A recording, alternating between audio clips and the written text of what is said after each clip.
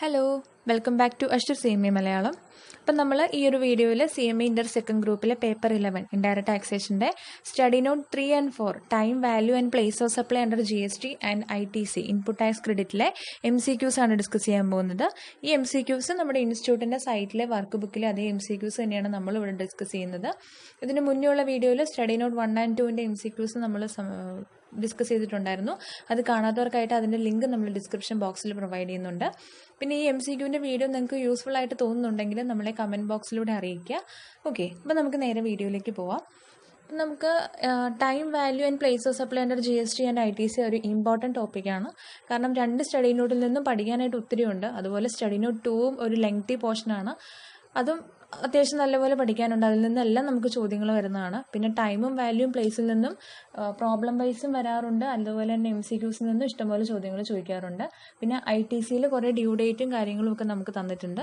അതുകൊണ്ട് വായിക്കുമ്പോൾ ഒരു 1 ടൈം റീഡും അല്ലെങ്കിൽ 2 ടൈം റീഡൊക്കെ നടത്തുന്നവർ ഓരോ സെൻറ്റൻസ് വൈസ് സെൻറ്റൻസും ഒന്ന് ജസ്റ്റ് ഒന്ന് വായിക്കാൻ ശ്രമിക്കുക. കാരണം അവിടെ നിന്നാണ് നമ്മുടെ ഈ MCQസിനുള്ള ക്വസ്റ്റ്യൻസ് കിട്ടുന്നത്. അപ്പോൾ നമുക്ക് ഫസ്റ്റ് ക്വസ്റ്റ്യൻ നോക്കാം. Choose the correct option from the following. First question, due date of payment of GST in case of tax deducted at sources.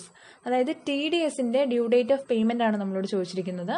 Options തന്നിരിക്കുന്നത് option A 5th of the following month, option B 10th of the following month, option C 15th of the following month, option D 20th of the following month. അപ്പോൾ നമ്മുടെ TDSൻ്റെ കേസായാലും TCSൻ്റെ കേസായാലും due date of payment of GST എന്ന് പറയുന്നത് 10th of the following month ആണ്. അതായത് ഓപ്ഷൻ B ആണ് നമ്മുടെ ആൻസർ. ഇനി സെക്കൻഡ് ക്വസ്റ്റ്യൻ നോക്കാം. Where the goods are assembled or installed at site the place of supply of goods will be. അതായത് നമ്മൾ ഗുഡ്സ് അസംബിൾ ചെയ്യുകയോ ഇൻസ്റ്റോൾ ചെയ്യുകയോ ചെയ്യുന്ന സൈറ്റിൽ ആ ഒരു കേസിൽ നമ്മുടെ place of supply of goods എവിടെയാണെന്നാണ് ചോദിക്കുന്നത്. ഓപ്ഷൻസ് ഓപ്ഷൻ A എന്ന് പറയുന്നത് office of the contractor, option B registered place of the person who place the order, option C place where actual delivery to be made, option D place of such installation or assembly. Okay, അപ്പോൾ നമ്മൾ എവിടെയാണോ goods assemble ചെയ്യാൻ കൊടുത്തിരിക്കുന്നത് ആ assemble ചെയ്യാൻ കൊടുക്കുന്ന സ്ഥലമാണ് അതിൻ്റെ പ്ലേസ് ഓഫ് സപ്ലൈ. അപ്പോൾ ഈ ഒരു കേസിൽ ഓപ്ഷൻ D ആണ് place of such installation or assembly. ഇനി നമുക്ക് തേർഡ് ക്വസ്റ്റ്യൻ നോക്കാം. Service in relation to training and performance appraisal to an unregistered person the place of supply will be. അതായത് unregistered പേഴ്സണ് നമ്മൾ ട്രെയിനിങ് ആൻഡ് പെർഫോമൻസ് അപ്രൈസിൽ കൊടുക്കുന്ന ആ ഒരു സർവീസ് കൊടുക്കുന്നുണ്ടെങ്കിൽ അതിൻ്റെ പ്ലേസ് ഓഫ് സപ്ലൈ ആണ് ചോദിച്ചിരിക്കുന്നത്. Option A place of supply under reverse charge, option B location of recipient of service, option C location where the service are actually performed, option D registered office of the recipient of service. ഈ ഒരു കേസിൽ നമ്മുടെ answer വരുന്നത് option C ആണ്, location where the service are actually performed. അതായത് receive ചെയ്യുന്ന ഒരു വ്യക്തി അൺരജിസ്റ്റേർഡ് പേഴ്സൺ ആണെന്നുണ്ടെങ്കിൽ എവിടെ വെച്ചിട്ടാണോ ആ ഒരു സർവീസ് കൊടുക്കുന്നത് അതായിരിക്കും നമ്മുടെ place of supply of service ആയിട്ട് വരുന്നത്. അപ്പോൾ ഈ ഒരു കേസിൽ ആ ട്രെയിനിങ് ആൻഡ് അപ്രൈസൽ പെർഫോമൻസ് കൊടുക്കുന്നത് location where the service are actually performed. എവിടെയാണോ സർവീസ് ആക്ച്വലി പെർഫോം ചെയ്യുന്നത് ആ പ്ലേസ് ആയിരിക്കും പ്ലേസ് ഓഫ് സപ്ലൈ ആയിട്ട് വരുന്നത്. GST അടയ്ക്കുന്ന കേസാണ് RCMൻ്റെ ബേസിസ് ഇവിടെ അപ്ലൈ ചെയ്യുന്നത്. Okay, the next question. Service provided by way of electronic in relation to tangible goods the place of supply will be. അതായത് ഇലക്ട്രോണിക്സ് വഴി നമ്മൾ ഇലക്ട്രോണിക് മീൻസിലൂടെ നമ്മൾ ടാഞ്ചിബിൾ ഗുഡ്സിൻ്റെ സർവീസസ് ഒക്കെ പ്രൊവൈഡ് ചെയ്തിട്ടുണ്ടെങ്കിൽ നമ്മുടെ പ്ലേസ് ഓഫ് സപ്ലൈ ആണ് ചോദിക്കുന്നത്. Option A the actual location of the goods, option B the actual location of service provider, option C the actual location of service recipient, option D the actual location where tangible goods will be supplied or delivered. ഇതിൻ്റെ answer option A ആണ്, the actual location of the goods എവിടെയാണോ actually locate ചെയ്യുന്നത് ആ locate ചെയ്യുന്ന place ആയിരിക്കും നമ്മുടെ place of supply. Electronic മീൻസിലൂടെയാണ് നമ്മുടെ tangible ഗുഡ്സിന് കൊടുക്കുന്ന സർവീസ് എങ്കിൽ. Last question. In case of tax paid on work contract service where supplied for construction of plant and machinery.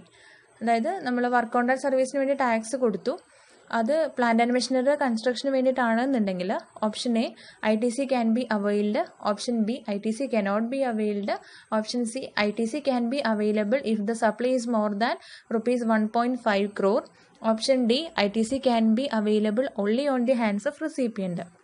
നമുക്കറിയാലോ പ്ലാന്റ് ആൻഡ് മെഷീനറിയുടെ കേസിന് നമുക്ക് എന്ത് കിട്ടും, ITC കിട്ടുന്നതാണ്. അപ്പോൾ ഓപ്ഷൻ എ ആണ് answer. ITC can be availed. അതിനകത്ത് 1.5 crore റിലവൻസ് ഒന്നുമില്ല.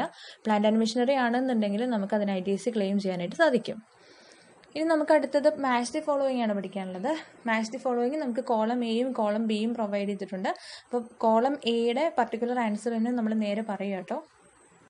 First one, due date of payment of GST for the assessee under composition scheme. Composition സ്കീമിലുള്ളൊരു വ്യക്തി അടയ്ക്കേണ്ട GSTയുടെ ഡ്യൂ ഡേറ്റ് ഓഫ് പേയ്മെൻ്റ് ആണ് ചോദിച്ചിരിക്കുന്നത്. അത് നമ്മുടെ ടെക്സ്റ്റിൽ അങ്ങനെ തന്നെ കൊടുത്തിട്ടുണ്ട്. 18th ഓഫ് ദി ഫോളോയിങ് മന്തിലായിരിക്കും അദ്ദേഹം പേയ്മെൻറ്റ് അടയ്ക്കേണ്ടത്. ഇത് കോമ്പോസിഷൻ സ്കീമിലുള്ളൊരു വ്യക്തി. Then second one, place of supply four beauty treatment service will be. അതായത് ബ്യൂട്ടി ട്രീറ്റ്മെൻറ്റ് സർവീസ് കൊടുക്കുന്ന ടൈമിൽ, അപ്പം നമ്മൾ അതിൻ്റെ ടെക്സ്റ്റിലൊരു ക്വസ്റ്റ്യൻ ഉണ്ട്, ഒരു പ്ലാസ്റ്റിക് സർജറിക്ക് വേണ്ടിയിട്ട് നമ്മൾ മറ്റൊരു രാജ്യത്ത് പോയിട്ട് എന്ത് ചെയ്യുന്നുണ്ട്, ഈ ഒരു ബ്യൂട്ടി സർവീസ് അവൈൽ ചെയ്യുന്നുണ്ട്. ആ ഒരു സിറ്റുവേഷനിൽ പ്ലേസ് ഓഫ് സപ്ലൈ ഏതാണെന്ന് ചോദിച്ചു കഴിഞ്ഞാൽ location where the service are actually performed. എവിടെയാണോ ആ സർവീസ് പെർഫോം ചെയ്യുന്നത്, ആ പെർഫോം ചെയ്യുന്ന പ്ലേസ് ആയിരിക്കും നമ്മുടെ പ്ലേസ് ഓഫ് സപ്ലൈ ആയിട്ട് വരുന്നത്. ഓക്കെ, എവിടെയാണ് ആക്ച്വലി ആ ബ്യൂട്ടി ട്രീറ്റ്മെൻറ്റ് നടക്കുന്ന place. Then third one, service provided for digital data storage is. അതായത് ഡിജിറ്റൽ ഡേറ്റ സ്റ്റോറേജ് എന്ന് നമ്മൾ പറയുന്നത് OIDAR സർവീസിനെയാണ്. Online information database access and retrieval സർവീസിനെയാണ് പറയുന്നത്. ഇനി next one, service of recovery agent. Recovery agent എന്ന് പറയുന്നത് നമ്മുടെ ഇൻ്റർമീഡിയറി ആയിട്ട് തന്നെയാണ് നമ്മൾ ട്രീറ്റ് ചെയ്യുന്നത്. So service of recovery agent is, അതിൻ്റെ ആൻസർ വരുന്നത് ഇൻ്റർമീഡിയറി സർവീസാണ്. Then fifth one, subsidy provided other than government subsidies in any form or manner linked to the supply will be included in the. അതായത് government subsidies അല്ലാത്ത മറ്റെല്ലാ സബ്സിഡീസിനെയും നമ്മൾ സപ്ലൈയിൽ include ചെയ്യുമെന്നാണ്. Linked to the supply will be included in the നമ്മുടെ transaction വാല്യൂവിൽ ഈ പറയുന്ന സബ്സിഡി, ഗവൺമെൻറ് സബ്സിഡി അല്ലാത്ത നമ്മൾ റിസീവ് ചെയ്ത മറ്റെല്ലാ സബ്സിഡീസിനെയും നമ്മൾ ട്രാൻസാക്ഷൻ വാല്യൂവിൽ ഇൻക്ലൂഡ് ചെയ്യും. അപ്പോൾ അതിൻ്റെ ആൻസർ ട്രാൻസാക്ഷൻ വാല്യൂ എന്നാണ്. Last one, any service used or intended to be used by a supplier in the course of furtherance of business. അതായത് ഫർദറൻസ് ഓഫ് ബിസിനസ്സിന് വേണ്ടിയിട്ടാണ് നമ്മളൊരു സർവീസ് അവൈൽ ചെയ്യുന്നതെന്നുണ്ടെങ്കിൽ ആ സർവീസിനെ നമ്മൾ ഇൻപുട്ട് സർവീസ് എന്നാണ് പറയുന്നത്. Okay, any service used or intended to be used by a supplier. Okay, supplier use ചെയ്യുന്നതോ അല്ലെങ്കിൽ ഇൻറ്റൻഡഡ് ടു ബി യൂസ്ഡ് ആണ് in course of furtherance of business. Furtherance of ബിസിനസ്സിൻ്റെ കേസിലാണ് നമ്മുടെ ഇൻപുട്ട് സർവീസ് വരുന്നത്. Okay, supply without schedule 1 നമുക്ക് ഇതിനെക്കുറിച്ച് പറയുന്നുണ്ട്. ഓക്കെ, അത് സെക്കൻഡ് സ്റ്റഡി നോട്ടിലാണ്, പക്ഷേ നമുക്കതിൻ്റെ ടൈം വാല്യൂ പ്ലേസിലും അതിൻ്റെ കാര്യങ്ങൾ ഇൻക്ലൂഡ് വരുന്നുണ്ട്. ദെൻ അടുത്തത് ഫിൽ ഇൻ ദ ബ്ലാങ്ക്സ് ആണ്. Fill in the blanks first one നോക്കാം. GST will be levied on the remittance from abroad for dash services. Okay, നമ്മൾ എബ്രോഡിൽ നിന്ന് റെമിറ്റ് ചെയ്തിട്ടുണ്ടെങ്കിൽ, എബ്രോഡിൽ നിന്ന് ഇന്ത്യയിലേക്ക് എമൗണ്ട് റെമിറ്റ് ചെയ്തിട്ടുണ്ടെങ്കിൽ അത് ഏത് സർവീസിനാണ് നമ്മൾ GST ലെവി ചെയ്യുന്നതെന്നാണ് ചോദിച്ചിരിക്കുന്നത്.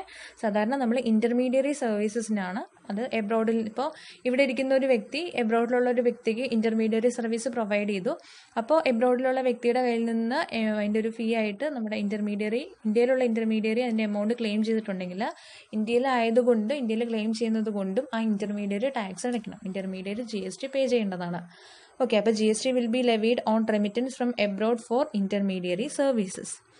Second one, the basic concept of ITC is to avoid the dash of duty. എന്താണ് ITC എന്ന് പറയുന്ന കൺസെപ്റ്റിൻ്റെ മെയിൻ ബേസിക് കൺസെപ്റ്റ്? അതെന്ന് പറയുന്നത് to avoid the cascading effect. അതായത് ടാക്സ് ഓൺ ടാക്സ് എന്ന് പറയുന്ന പരിപാടി അവോയ്ഡ് ചെയ്യാൻ വേണ്ടിയിട്ടാണ് നമ്മൾ ITC ഇൻക്ലൂഡ് ചെയ്തിരിക്കുന്നത്. Third one, time of supply of vouchers for goods and services if the supplies is not identifiable at the point is the date of dash of voucher. അതായത് നമ്മൾ voucher issue ചെയ്തിട്ടുണ്ട്. ആ voucher issue ചെയ്തത് identifiable ഗുഡ്സിന് വേണ്ടിയിട്ടല്ല. അങ്ങനെയാണെന്നുണ്ടെങ്കിൽ ആ ഒരു വൗച്ചറിൻ്റെ time of supply ആണ് ചോദിച്ചിരിക്കുന്നത്. ടൈം ഓഫ് സപ്ലൈ എന്ന് പറയുന്നത് at the time of redemption of voucher. എപ്പോഴാണോ വൗച്ചർ ആ കസ്റ്റമർ യൂസ് ചെയ്യുന്നത് ആ യൂസ് ചെയ്യുന്ന ടൈമിൽ ഡേറ്റ് ആയിരിക്കും നമ്മുടെ യൂസ് ചെയ്യുന്ന ടൈമായിരിക്കും നമ്മുടെ ടൈം ഓഫ് സപ്ലൈ ആയിട്ട് വരുന്നത്. Then fourth one, interest or late fee or penalty for delay in payment of any consideration for supply will form the part of. അതായത് നമ്മൾ ലേറ്റ് ഫീയോ ഇൻട്രസ്റ്റ് പെനാലിറ്റി ഡിലേ അല്ലെങ്കിൽ ആ ഒരു delayed payment ആയിട്ട് കൊടുക്കുന്ന എന്തും നമ്മൾ എന്തിൽ ഇൻക്ലൂഡ് ചെയ്യും? Form a part of value of supply. നമ്മുടെ വാല്യൂ ഓഫ് സപ്ലൈയിലാണ് ഇൻട്രസ്റ്റ്, ലേറ്റ് ഫീ, പെനാൽറ്റി ഒക്കെ നമ്മൾ ഇൻക്ലൂഡ് ചെയ്യുന്നത്. Then fifth one, dash will not be considered for the purpose of determining the cost of acquisition. താഴെ പറയുന്ന എന്ത് കാര്യമാണ് നമ്മൾ കോസ്റ്റ് ഓഫ് അക്വിസിഷൻ കാണുന്ന ടൈമിൽ കൺസിഡർ ചെയ്യാത്തത്? എന്താണ്? GST എലമെൻ്റ് ആണ്. നമ്മൾ ഒരിക്കലും GST എലമെൻ്റ് വെച്ച ഒന്നിൻ്റെയും കോസ്റ്റ് ഓഫ് അക്വിസിഷൻ കാണില്ല. അപ്പോൾ GST element will not be considered for the purpose of determining the cost of acquisition. Then sixth one, input tax credit is eligible only when it is credited to dash ledger of taxable person. Taxable പേഴ്സൻ്റെ ഏത് ലെഡ്ജറിലേക്ക് credit ആയാലാണ് നമുക്ക് ITC eligible ആണെന്ന് പറയാനായിട്ട് പറ്റുള്ളൂ? Electronic credit ലെഡ്ജറിലേക്ക്. Okay, electronic credit ലെഡ്ജറും electronic cash ലെഡ്ജറും മാറിപ്പോകാൻ സാധ്യതയുള്ള ഒരു ടേംസ് ആണ്. പക്ഷേ ഇലക്ട്രോണിക് ക്രെഡിറ്റ് ലെഡ്ജർ എന്ന് പറയുന്നത് നമ്മുടെ ITC അവൈൽ ചെയ്യുന്ന എമൗണ്ട് വരുന്നത് ഏതൊരു അക്കൗണ്ടിലേക്കാണ്? Electronic credit ലെഡ്ജറിലേക്കാണ്. പക്ഷെ നമ്മൾ അതിൽ നിന്ന് എന്തെങ്കിലും എമൗണ്ട്സ് യൂട്ടിലൈസ് ചെയ്യുന്നുണ്ടെങ്കിൽ, അതായത് ഇപ്പോൾ നമ്മുടെ ടാക്സ് പേ ചെയ്യാനോ മറ്റു കാര്യങ്ങളിലൊക്കെ എടുക്കുന്നുണ്ടെങ്കിൽ ആ എമൗണ്ട് എവിടെയെങ്കിലും നമുക്കൊരു പേയ്മെൻറ്റ് പോലെ വന്നിട്ടുണ്ടെങ്കിൽ നമ്മളത് എടുക്കുന്നത് ഇലക്ട്രോണിക് ക്യാഷ് ലെഡ്ജറിലേക്കായിരിക്കും. അപ്പോൾ അത് രണ്ട് കോൺട്രാഡിക്റ്റിംഗ് ആയിട്ടുള്ള കാര്യമാണ്, പഠിക്കണം. അപ്പോൾ ഇലക്ട്രോണിക് ക്യാഷ് ലെഡ്ജറിനകത്ത് നമ്മൾ സാധാരണ നമ്മുടെ tax amount, interest, late fee, penalty ഇതൊക്കെ ഇൻക്ലൂഡ് ചെയ്യുന്നുണ്ട്.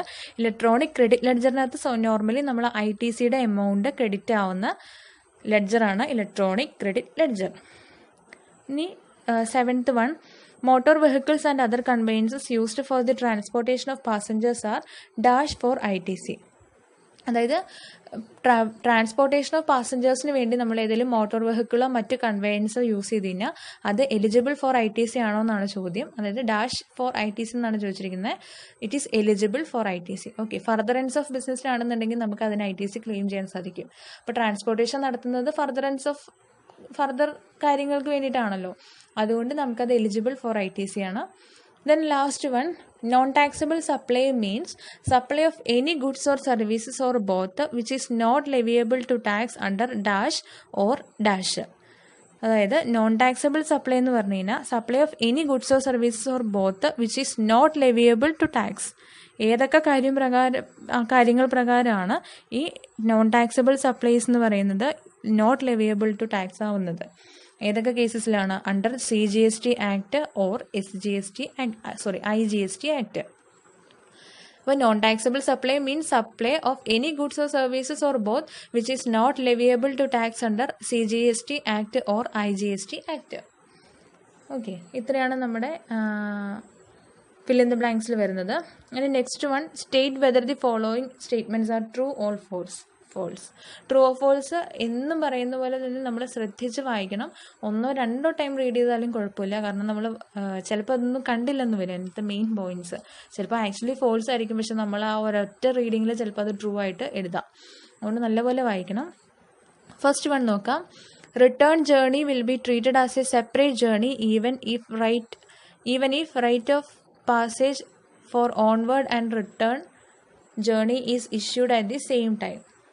അതായത് നമ്മൾ റേറ്റ് ഓഫ് പാസേജ് ഫോർ ഓൺവേർഡിൻ്റെ റേറ്റ് ഓഫ് പാസേജും റിട്ടേൺ ജേർണി നമ്മൾ ഒരേ സമയത്ത് ഇഷ്യൂ ചെയ്തിട്ടുണ്ടെങ്കിൽ നമ്മൾ അതിനെ സെപ്പറേറ്റ് ജേർണി ആയിട്ട് ട്രീറ്റ് ചെയ്യും എന്നാണ്. റിട്ടേൺ ജേർണിയെ നമ്മൾ സെപ്പറേറ്റ് ജേർണി ആയിട്ട് ട്രീറ്റ് ചെയ്യും എന്നാണ് ചോദിച്ചിരിക്കുന്നത്. അപ്പോൾ നമ്മൾ return journey will be treated as a separate journey even if right of passage for onward and return journey is issued at the same ടൈമിൽ ഇഷ്യൂ ചെയ്യുകയാണെന്നുണ്ടെങ്കിൽ നമ്മൾ അതിനെ റിട്ടേൺ ജേർണിയെ സെപ്പറേറ്റ് ജേർണി ആയിട്ട് ട്രീറ്റ് ചെയ്യും. സോ ഈ സ്റ്റേറ്റ്മെൻറ്റ് ട്രൂ ആണ്. Second one നോക്കാം. Tour operator in India providing services to Indian tourist outside India will not be leviable to pay GST. അതായത് ഇന്ത്യയിലുള്ളൊരു ടൂർ ഓപ്പറേറ്റർ ഇന്ത്യൻ ടൂറിസ്റ്റിന് വേണ്ടി സർവീസ് പ്രൊവൈഡ് ചെയ്യുകയാണ്. Outside ഇന്ത്യയിലാണ് സർവീസ് പ്രൊവൈഡ് ചെയ്യുന്നത്. അപ്പോൾ ആ ഒരു സിറ്റുവേഷനിൽ GST ലെവി ചെയ്യില്ലെന്നാണ് പറയുന്നത്. പക്ഷെ അത് തെറ്റാണ്. ടൂർ ഓപ്പറേറ്റർ ലൊക്കേറ്റ് ചെയ്യുന്നത് ഇന്ത്യയിലാണ്. അതുകൊണ്ട് എന്തായാലും അതിന് എന്തടയ്ക്കണം? GST അടയ്ക്കണം. സോ ഈ സ്റ്റേറ്റ്മെൻറ്റ് ഫോൾസ് ആണ്. Then third one, the place of supply in respect of a passenger transportation service shall be the place where the passenger embarks on the conveyance for a continuous journey. അതായത് passenger transportation സർവീസിൽ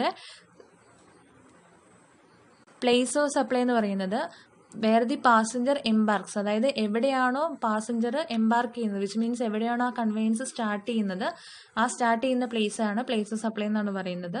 അത് നമ്മുടെ ടെക്സ്റ്റിൽ ഈ ഡിക്റ്റോ sentence തന്നെയുണ്ട്. So ഈ statement true ആണ്. അപ്പോൾ എവിടെയാണോ പാസഞ്ചർ പോകാനായിട്ട് എവിടെയാണ് ആ ഒരു പ്ലേസ് എംബാർക്ക് ചെയ്യുന്നത്, സ്റ്റാർട്ട് ചെയ്യുന്നത്, ആ സ്റ്റാർട്ടിങ് ഏരിയനെ നമ്മൾ പ്ലേസ് ഓഫ് സപ്ലൈ ആയിട്ടാണ് ട്രീറ്റ് ചെയ്യുന്നത്. ഓക്കെ, അപ്പോൾ ഈ സ്റ്റേറ്റ്മെൻറ്റ് ട്രൂ ആണ്. Then fourth one, ITC, input tax credit is available in respect of goods sent for job work and brought back for further use. അതായത് further യൂസിന് വേണ്ടിയിട്ട് നമ്മൾ job വർക്കറിന് കൊടുത്ത ഗുഡ്സ് യൂസ് ചെയ്യുകയാണെന്നുണ്ടെങ്കിൽ അത് സപ്ലൈ ഓഫ് ഗുഡ്സ് തന്നെയാണ്. അപ്പോൾ നമുക്ക് അവിടെ ITC അവെയിൽ ചെയ്യാനായിട്ട് സാധിക്കും. ഓക്കെ, അപ്പോൾ ഈ സ്റ്റേറ്റ്മെൻറ്റും ട്രൂ ആണ്. Then next one, fifth one, ITC can B levied against membership of A club, health and fitness centre. അതായത് മെമ്പർഷിപ്പ് ഓഫ് എ ക്ലബിലെയോ ഹെൽത്തിലെയോ ഫിറ്റ്നസ് സെൻറ്ററിലെയോ ഒക്കെ മെമ്പർഷിപ്പിന് നമുക്ക് ITC ക്ലെയിം ചെയ്യാൻ സാധിക്കുമെന്നാണ് ചോദിച്ചിരിക്കുന്നത്. സോറി, ഇത് എക്സംപ്റ്റഡ് ആണ്. സോ ITC ക്ലെയിം ചെയ്യാനായിട്ട് പറ്റില്ല. Then sixth one, ITC cannot be available in case of goods destroyed. Destroy ആയിട്ടുള്ള ഗുഡ്സിന് നമുക്ക് ITC ക്ലെയിം ചെയ്യാൻ പറ്റില്ലെന്നാണ് പറഞ്ഞിരിക്കുന്നത്. ഓക്കെ, ഒരിക്കലും നമ്മുടെ ആ ടെക്സ്റ്റിൽ പറഞ്ഞിട്ടുണ്ട് സ്റ്റോളൻ, മോഷ്ടിച്ച ഗുഡ്സിനോ അല്ലെങ്കിൽ ഡിസ്ട്രോയ് ആയിട്ടുള്ള ഗുഡ്സിനോ ഒന്നും നമുക്ക് ITC ക്ലെയിം ചെയ്യാനായിട്ട് സാധിക്കില്ല. സോ ഈ സ്റ്റേറ്റ്മെൻറ്റ് ട്രൂ ആണ്. Then seventh one, services of lawyer and financial consultant who advise clients through email is OIDAR service. അതായത് ലോയറോ അല്ലെങ്കിൽ ഏതെങ്കിലും ഫിനാൻഷ്യൽ കൺസൾട്ടൻസോ അവരുടെ ക്ലയൻസിന് ഇമെയിൽ വഴി കൊടുക്കുന്ന സർവീസസിനെ OIDAR സർവീസ് ആയിട്ടാണ് ട്രീറ്റ് ചെയ്യുന്നതെന്നാണ് പറയുന്നത്. പക്ഷേ ആ ഒരു സ്റ്റേറ്റ്മെൻറ്റ് ഫോൾസ് ആണ്. OIDAR സർവീസ് എന്ന് പറഞ്ഞു കഴിഞ്ഞാൽ നമ്മൾ ഈ online data storage, online gaming, ഇതിനെയൊക്കെയാണ് OIDAR സർവീസിൽ ഇൻക്ലൂഡ് ചെയ്യുന്നത്. അതുകൊണ്ട് ഈ ലോയർ കൊടുക്കുന്ന സർവീസോ കൺസൾട്ടൻറ്റ് കൊടുക്കുന്ന സർവീസോ ഒന്നും ഇൻക്ലൂഡ് ചെയ്യില്ല. ഈ സ്റ്റേറ്റ്മെൻറ്റ് ഫോൾസ് ആണ്. Then last one, waste generated at the premises of job worker may be supplied directly by the registered job worker from the place of business on payment of tax, or the principal may clear such waste in case of job worker is not registered. അതായത് job വർക്കറുടെ പ്രൊമൈസസിൽ generate ചെയ്തിരിക്കുന്ന waste may be supply directly by the registered job worker from the place of business on payment of tax pay ചെയ്തതിന് ശേഷം registered job worker ആ പ്ലേസിൽ നിന്ന് directly supply ചെയ്തിട്ടുണ്ടെങ്കിൽ, or the principal may clear such waste, അല്ലെങ്കിൽ principal ആ waste clear ചെയ്യും in case നമ്മുടെ ജോബ് വർക്കർ രജിസ്റ്റേർഡ് അല്ല എന്നുണ്ടെങ്കിൽ. ആ ഒരു സിറ്റുവേഷൻ ടെക്സ്റ്റിലുള്ള ഒരു കാര്യമാണ്, പക്ഷേ ജസ്റ്റ് ഒന്ന് കോട്ട് ചെയ്തിടുക, അത്ര പെട്ടെന്ന് നമ്മൾ ശ്രദ്ധിക്കാത്തൊരു ഏരിയ ആണ്. ആ ഒരു സിറ്റുവേഷനിൽ അതായത് ജോബ് വർക്കർ രജിസ്റ്റേർഡ് അല്ലെങ്കിൽ പ്രിൻസിപ്പളാണ് ക്ലിയർ ചെയ്യുന്നത് വേസ്റ്റ്. ഇനി ജോബ് വർക്കർ രജിസ്റ്റേർഡ് ആണെന്നുണ്ടെങ്കിൽ ആ ജോബ് വർക്കർ തന്നെയായിരിക്കും ആ വേസ്റ്റ് ക്ലിയർ ചെയ്യുന്നത്. സോ ഈ സ്റ്റേറ്റ്മെൻറ്റ് ട്രൂ ആണ്.